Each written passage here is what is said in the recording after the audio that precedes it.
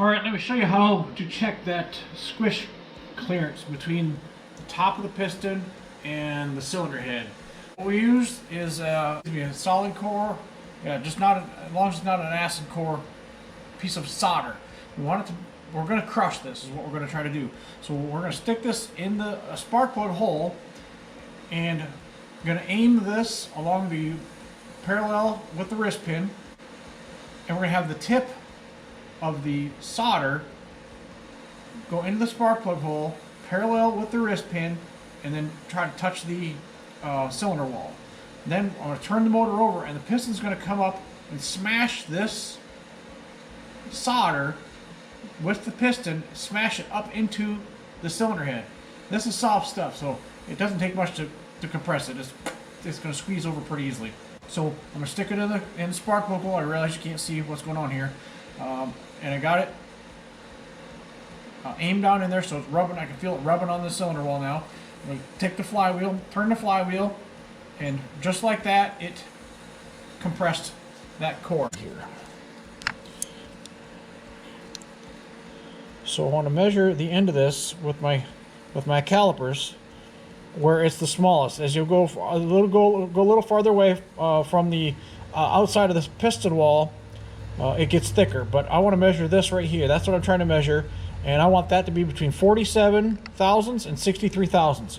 Well, right now I'm at 45 thousandths, so I'm compressing that solder by about 3 thousandths too much. So that tells me if I were to run the motor the way this is, and I run some inferior 87 octane fuel, whatever, got a good chance it's going to detonate because the compression is going to be too high. So what I'm going to do now is take the motor back apart, or at least the top half of the motor, taking it back apart.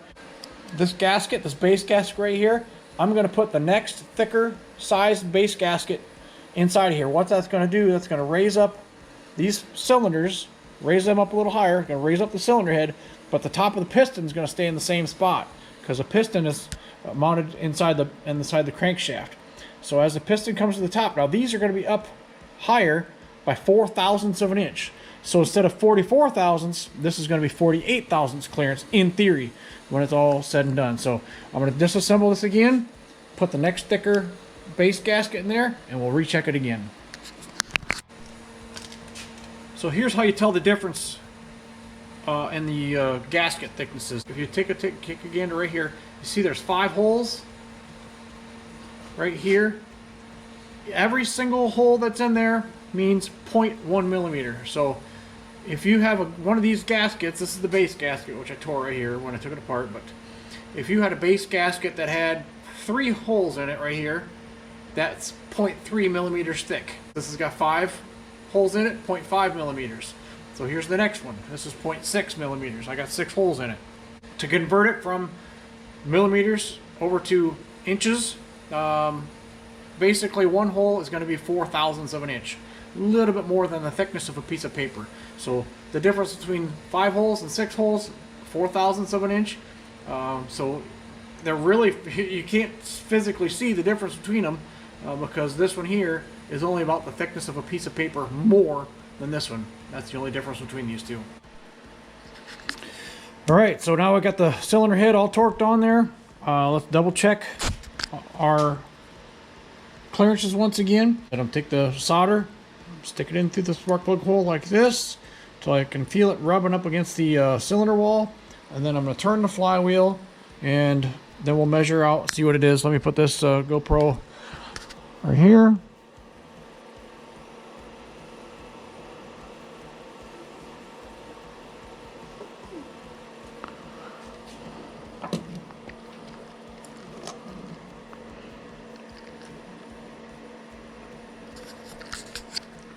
All right, 47 thousandths, and that's the very bottom of what it's supposed to be. So I already checked the front one. I had about 48 thousandths, so there's the one that I had on the front one. So anyway, I already checked the front one. I checked this side of the cylinder. Then I'll go over, I'll check this side, and check this side, and make sure that they come out like they're supposed to. Anyway, I'm gonna check the back cylinder, and I'm thinking this thing's gonna be ready to rock and roll.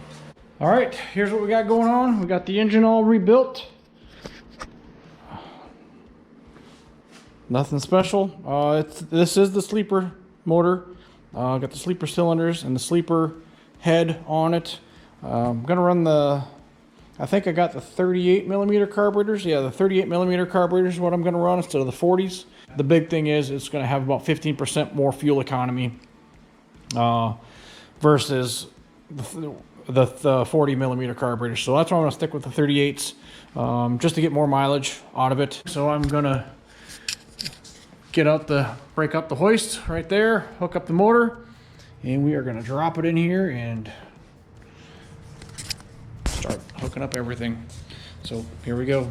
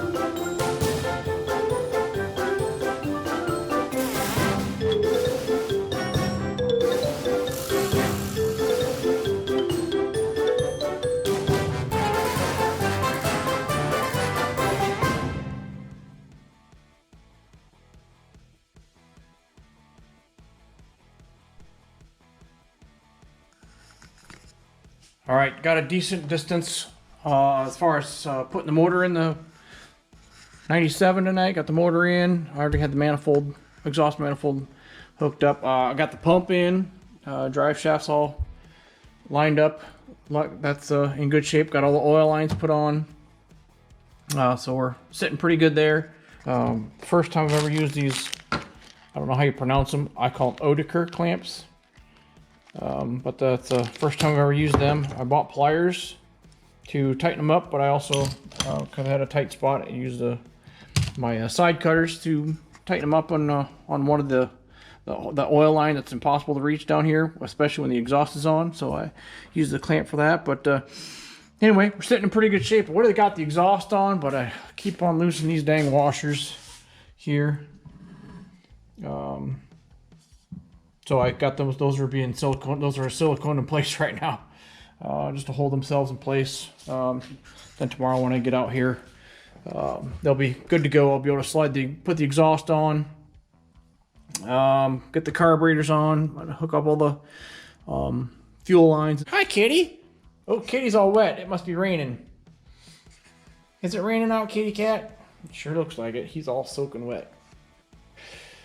Gotta hook all that stuff up, and so hopefully it'll be in pretty good shape by tomorrow night, I think. Put gas in it, put oil in it, and put a battery in it, and I'll be in pretty good shape, I think. I don't know if I'll have it completely ready to go by Friday, but sure is looking good.